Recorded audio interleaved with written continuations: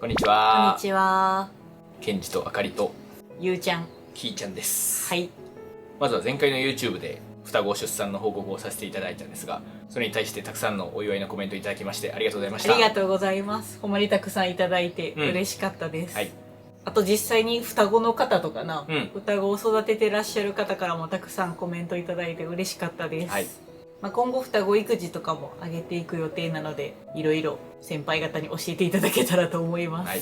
で前回の動画で双子を出産したお話をしたんですが、今回は皆さんにもう一つ報告というかお伝えしたいことがあって動画を撮影しています。はい。内容としてはちょっと重たい話になるかもしれないんですが、大切なお話なのでぜひ最後まで見ていただければと思います。はい。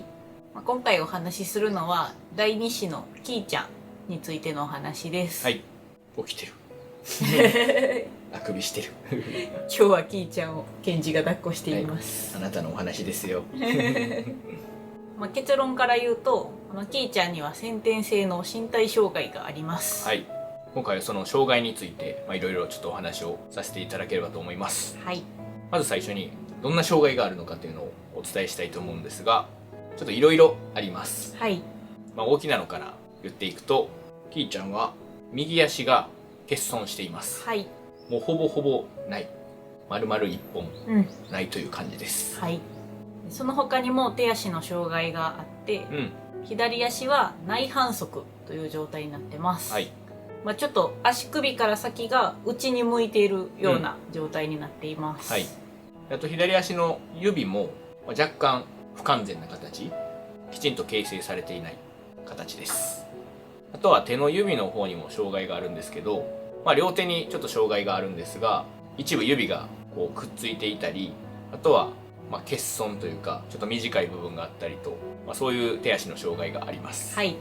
後でちょっと手とかはな、うん写してちょっと見てもらいたいなと思います。ちょっと右足がない部分はもう結構根元の方からないので、デリケートな部分になるのでちょっと写せないんですが、指とかはなちょっと見てもらいたいなと思ってます。はい。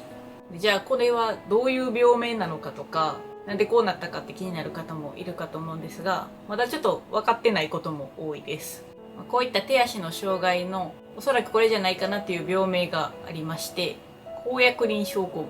もしくは葉膜索症候群と呼ばれるものがあります。はい。おそらくきーちゃんもそれじゃないかなとは言われてます。まだちょっとはっきりしてない部分もあるんですけど、多分そうっていう感じです。はい。この高薬輪症候群っていうのを簡単に説明すると、お腹の中でこう手足が形成される時にお腹の中の葉膜の一部がちょっと輪っかになったりとか破損してかけらみたいになって、それが形成される段階の手足にちょっと縛りついたりしちゃって、そこから先が形成されなかったり、形成はされるけどちょっと怪我した状態で成長してしまって手の指がくっついてしまったりとか、そういう症状が現れるものです。はい。でこれは結構稀なもので、でその軽症から重症まであるので、例えばこう手の指が1本だけ短いとかそういうこともあるし、きーちゃんのように右足が欠損してしまう場合も本当に稀らしいんですが、あります。本当きーちゃんのように手足4本全てに何かの障害があるっていうのは本当に珍しい状態みたいです。はい。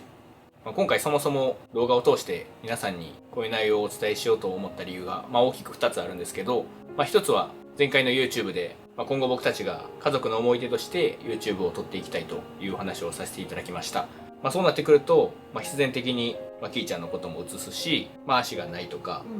手の指に障害があるとかは、もう映るところなので皆さんをびっくりさせないように、事前にお伝えしておいた方がいいかなと思ってお話ししております。はい。もう目で見て分かる障害なので、先に伝えておこうと思いました。はい。今は赤ちゃんでちょっと服も大きいの着てるから、パッと見ただけでは分からないと思うんですが、今後ちょっと分かってくることもあると思うので、先にお伝えさせていただくことにしました。はい。2つ目の理由としては、先ほども言ったようにこのきーちゃんの障害というのがすごい珍しいものであるということで、私たちもこの障害が分かった時に情報を結構調べたんですけど、あまり出てこなくて、すごい心配になったというか不安になった部分もあったし、私たちは最後 YouTube をしているので、そういうことを情報発信していけば、誰か同じような困った方の参考になるかなっていうのと、逆に私たち自身も同じような障害をお持ちの方の情報をもっと集めたいなと思って発信することにしました。はい。後天的に足を切断される方とか、事故とかで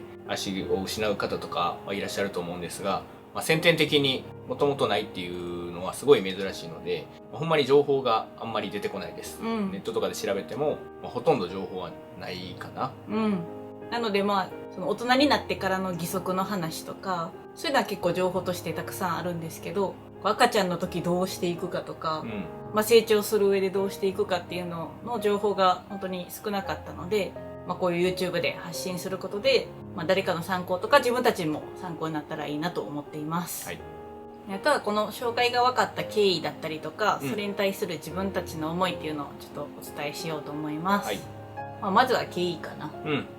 このキーちゃんの一番大きなところである右足の欠損っていうのが分かったのが19週の頃です。もう生まれる前から障害があるのは分かっていました。はい。で双子で、ちょっとリスクも高いからっていうことで19週の頃に妊娠中期のスクリーニングエコーといって、普通の妊婦検診でもエコーってするんですけど、より詳しい長い時間をかけてしっかり見ていくっていうスクリーニングエコーっていうのを受けました。これは絶対受けなきゃいけないものじゃなくて、自分で自費診療になるので自分で病院でお願いして受けるような検査になります。はい。で先生に勧められたのもあってそのスクリーニングエコーを受けてそこで分かったということです。はい。で当日のことをちょっとお話しすると、19週の頃まだ性別が分かってなくて、スクリーニングエコーで詳しくエコーすれば、先生にも見てもらえるっていうので、軽い気持ちって言ったらあれなんですけど、今日性別分かるんやなぐらいの気持ちでそのスクリーニングエコーを受けました。はい。で当日はケンジも一緒に病院に行ってたんですけど、性別をケンジにはサプライズで報告しようと思ってたので、私一人でエコー室に入りました。僕は病院にはいたんですけど、下でそのエコーの間は待っていました。はい。で待ってたんですけど、あかりが現れて号泣しながら現れました。こっちとしては性別分かるぐらいのエコーかなと思ってたんで、なぜかあかりが号泣しながら現れて何があったんやとすごいびっくりしました。はい。双子の妊娠っていうと、リスクがかなり大きくて、こういう障害もあるんですけど、バニシングツインって言って双子のうちの一人が子宮内で亡くなってしまうみたいなことも、そんな稀ではないというか、結構あるあるらしくて、結構妊娠の最初からもしかしたらっていう気持ちもなかったわけではないです。だからあかりが泣いて現れた時に、僕は一番最初にそれがよぎりました。だから双子やけど、片方が亡くなってたんかなとか、そういう最悪の状況をすぐに思い浮かべました。で私は変な話、そのバニシングツインが起こる方が想定してたというか、だったんですけど、実際スクリーニングエコーを受けたら右足がないという話を聞きました。その頃にはもうお腹の中で第一子第二子っていうのが決まってて、おそらくお腹の中で下にいる子、子宮の下の方にいる子が先に生まれるから第一子で、上にいる子が第二子というふうに先生に説明を受けていました。でスクリーニングエコーではもう一人ずつ心臓に部屋がちゃんとあるかとか、胃があるかとか、臓器のところと、あとは四肢が形成されているかっていうのをすごい詳しく見ていきました。でも双子なんですごい時間かかって、2時間ぐらいかな、のエコーになりました。でまずはこの第一子のゆうちゃんの方のエコーから見ていって、問題ないねってなって、第二子のきーちゃんのエコーを見ていた時に、ちょうどその右足の部分が子宮の端っこにあって、すごいエコーでは映りにくい部分だったので、先生も一番最後に見ましょうって言ってて、そこまでは何の問題もなくて、もうその時に性別も両方分かってて、すごい世間話を先生としながらエコーしてたんですけど、最後に先生の手がちょっと止まって、あれみたいな感じで、ちょっとここ詳しく見たいですって言われて、もう一人違う先生を呼んでこられて、2人でエコーを見ているような状況で、私はもうその時に何かあったんやなみたいな風に察していました。で先生から、しばらくした後に、ちょっとお母さん驚くかもしれないんですけど、この第二子の子の右足がちょっと見えませんという風に告げられました。まあ普通であれば大腿骨、うんまあ、骨がもうそこで出来上がってるからそれがはっきりとエコーに映るんですけど、もうそれがない。うん、骨がまあ見えないうんというふうに言われました。でさらにその右足がないことでその他の四肢手足にも障害がある可能性があるので、さらにそこから他の手足っていうのもうん詳しく見てもらって、うんそこで左足の内反則、うんまあ、足首がちょっと内に向いてるんじゃないかなっていうのもそこで分かりました。はい。まあ、本来はあかりが一人でエコー入ってもうそれで終わるつもりやったんですけど、まあ、一回あかりがそれで出てきてまあ泣いてその話を僕が聞いて、でまあその後先生も旦那さんいるんだったら一緒にっていうことで、まあ、その後からは僕も一緒にエコー入って、まあ、一緒にその症状を聞いたっていう感じです。はい。だから本来はまあサプライズで性別をあかりに後でなそうそう。聞く予定だったんですけども、そのエコー入った時に先生にさらっと女の子でっていう話を今日分かったこととしてみたいな、そうそうそうそう二人とも女の子でっていうそうそうそうのをさらっと先生が告げたので、まあほんまはな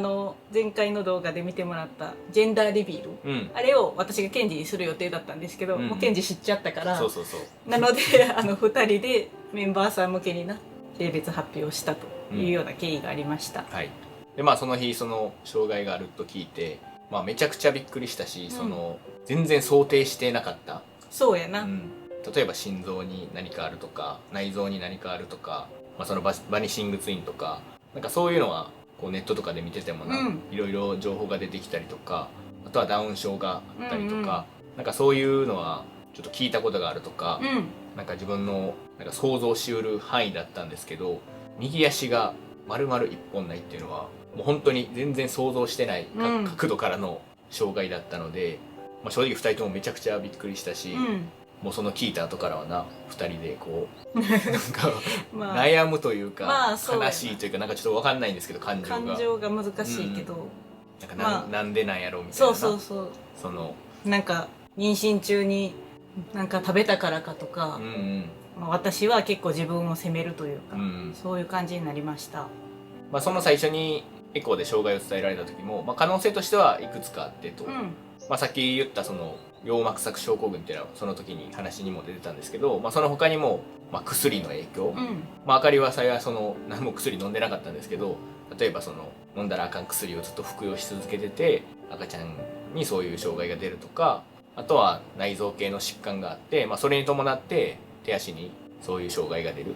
とか、まあ、そういういろいろ可能性はあったんですけど、まあ、そのエコーの段階では何か分からなかったので、まあ、可能性としてはただその羊膜索症候群っていうのが一番、まあ、可能性としては高いかなというお話でした。はい。まあ、ただその時行ってた病院の先生も、まあ、そういう症例を見たことが正直ないみたいな感じで、まあ、本当に珍しい病気なので、まあ、もうちょっと大きな病院でもう一度エコーを見てもらった方がいいと思いますっていうのと、まあ、ただその内臓系の疾患、まあ、パッと見て足の異常以外に他に何もなくすごい元気に動いてるから、まあ、大丈夫ですよじゃないけど、すごい元気ですと、それ以外のところは問題ないですっていうのを伝えてもらいました。で実際違う病院に行って再度エコーを受けたんですけど、同じ内容というか、まあ、分かることとしては全く同じで、右足の骨は見えませんねっていうのと、左足は多分内反則でしょうというところまでしか分かりませんでした。やっぱり双子だとエコーもちょっと難しいらしくて、やっぱり肋骨にかぶってしまったりとか、ちょっと子宮の端っこに行くと映らない部分も多くて、まあ、正直こう生まれるまではっきりしないですと先生にも言われていました。で実際に手については生まれるまで分かりませんでした。はい。まあ、僕たちとしては足がないのと内反則っていうのは分かってたんですけど、その指がちょっと欠損してたりとかっていうのは生まれてから分かった障害になります。はい。まあ、エコーだと赤ちゃんはお腹の中でこう手をグーにしてたりとか、こううまく映らないことも多いので、まあ、もしかしたらあるかもしれないけどちょっと分からないですというふうに先生にも言われてたんですが、実際生まれてきたキーちゃんを見たら手の指にも障害がありました。まあ、なので私たちはこのスクリーニングエコーで、まあ、足の欠損ってかなり分かりやすいというか、見てパッと分かるものなので早い段階で分かったんですけど、例えば手の指がないとか、足の指がないとかくっついてるとかっていうのはもしかしたら生まれてから知る可能性もある障害だなというところです。まあ、その分かった直後っていうのは、まあ、僕たちも、まあ、なんでなんやろうとか、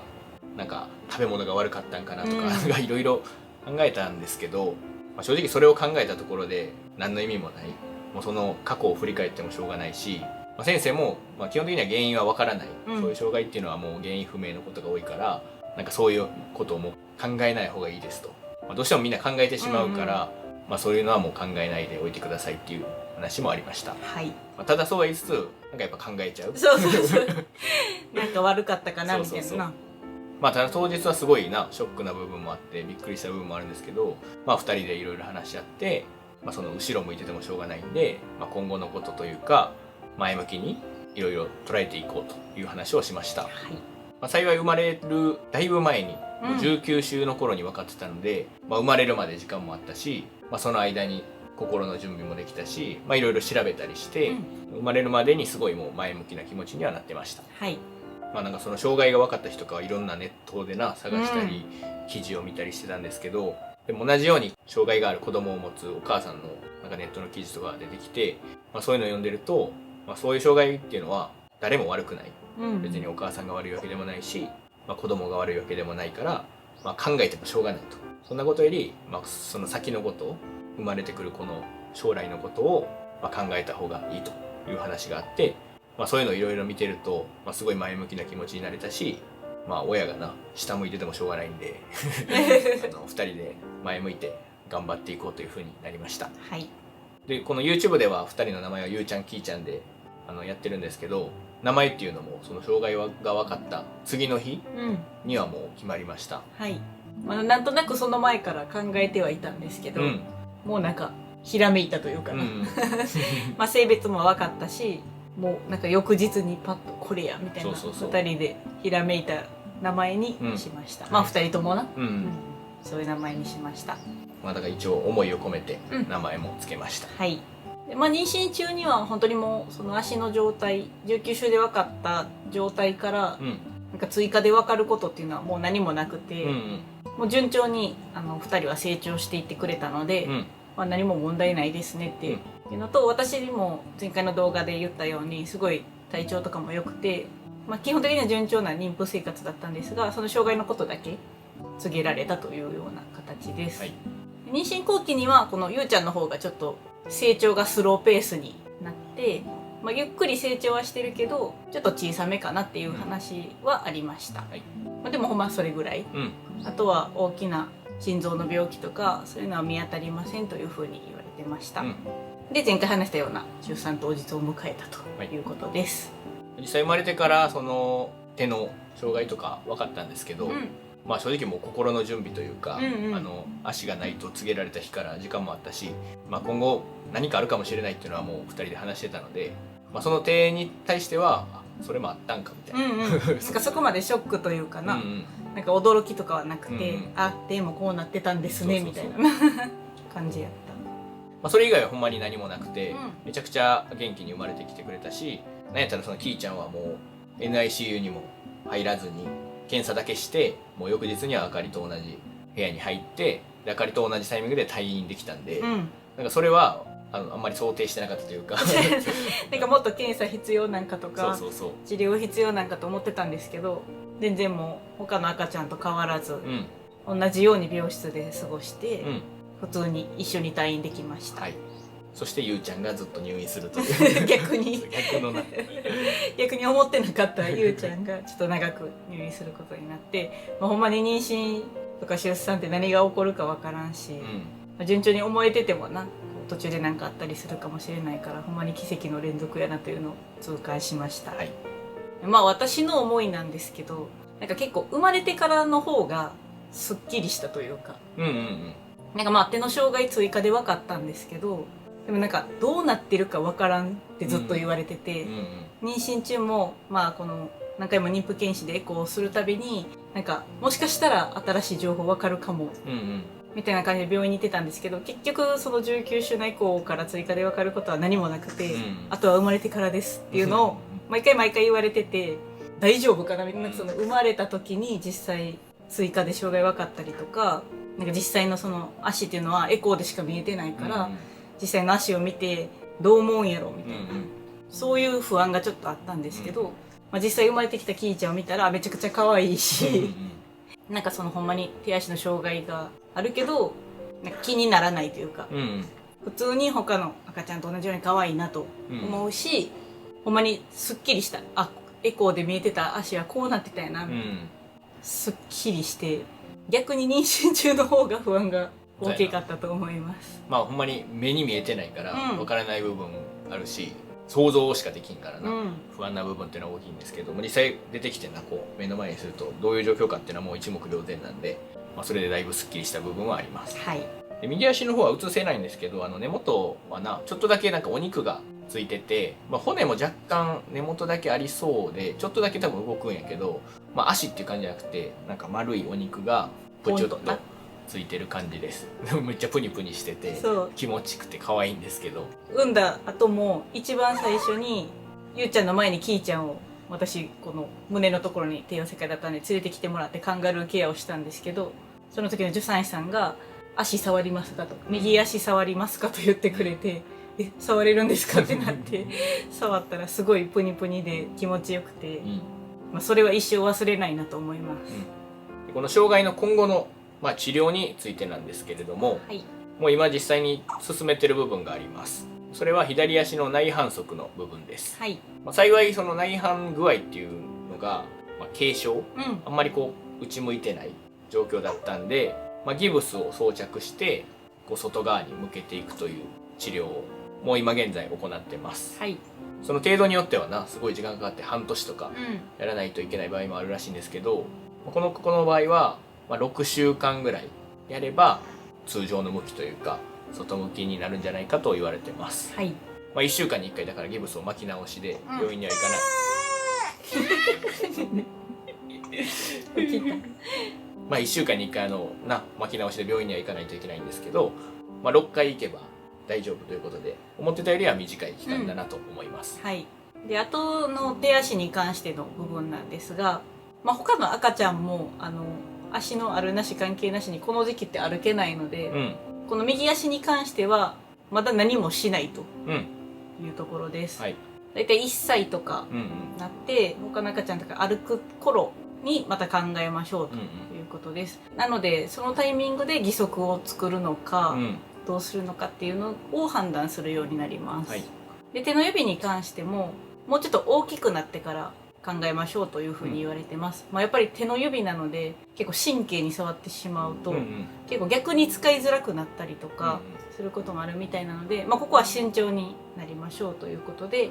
ちょっと今すぐっていうわけじゃなくて必要になった時に手術などしていくというふうに説明を受けました。まあ、一部指がこうくっついてる状況なんですけど、まあ、それを切り離せば独立する感じ、まあ、皮膚がちょっとくっついてるような状況なので、まあ、大きくなってからそれを切り離すのかどうか、まあ、そういう手術をするのかどうかっていうのをやっていく感じです。はい。なので今ちっちゃいうちはな、特に何かするっていうことではないです。はい。なので現在はもう内反則の治療だけをしているような状態です。はい。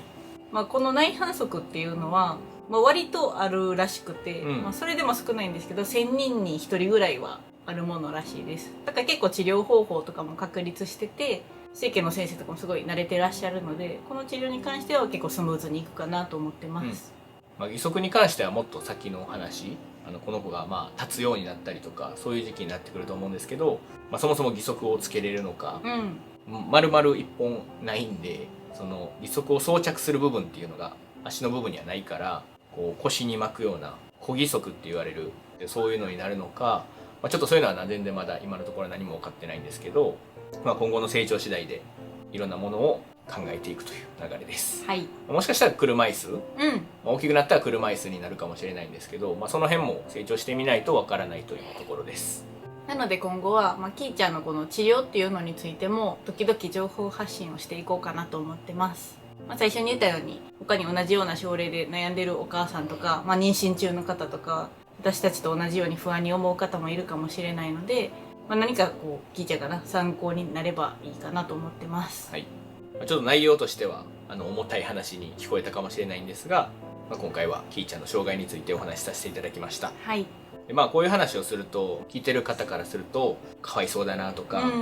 まあ、障害があってちょっと不幸だなと思う方もいらっしゃるかもしれないんですが、まあ、僕たちはそうは思ってなくて、実際こう今後キーちゃんが大きくなって生きていく上で不便であったりかわいそうな部分っていうのは出てくるとは思うんですが、だからといってこの子の人生がかわいそうになるかと言われると、それは違うと思ってます。不幸になるかと言われてもそれも違うと思います。不便な部分はあるんですけど、不幸にはならないなと思ってますし、僕たちも親としてこの子が不幸な人生を歩まないように、精一杯一緒に頑張っていきたいと思ってます。なので皆さんにも特別に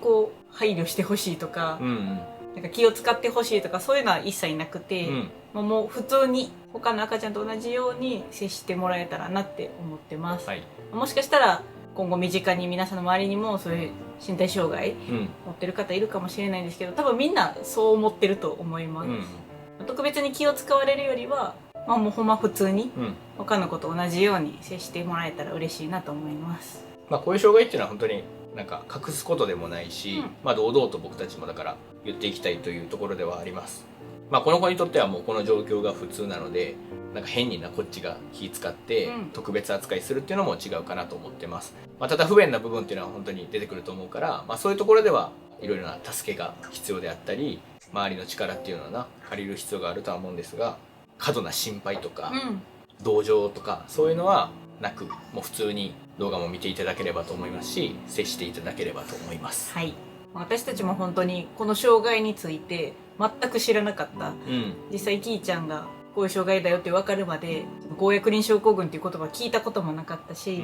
自分のたちの子供がそういう風になるとも思ってなかったので、すごい驚いた部分もあるんですけど、一人でも多くの人がこういう障害に理解を持ってもらえたら嬉しいなと思います。